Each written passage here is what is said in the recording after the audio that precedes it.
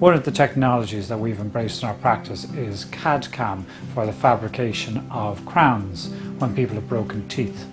We were one of the first practices in Ireland to bring this into the country in 2003. The big advantage of the CAD/CAM is that the patients can come in, we can take a picture of their tooth.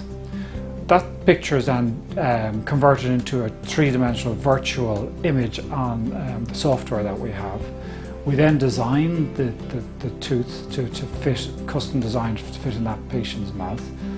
That information is then sent wirelessly to a milling machine that we have in another room.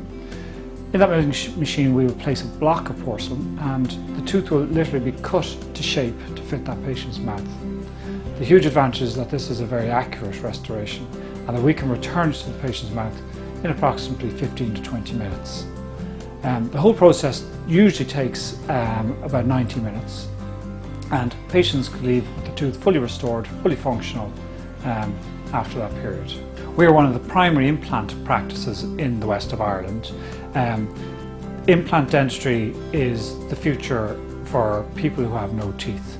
It allows us to give them their teeth back, their function back, their aesthetics back and their self-esteem back without them having to struggle with dentures.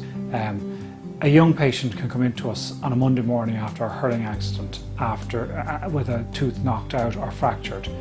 In years gone past, that tooth would have had to be removed and the patient would have been given a denture which they would have had to take out frequently to clean and leave in the bed, beside the bed at night.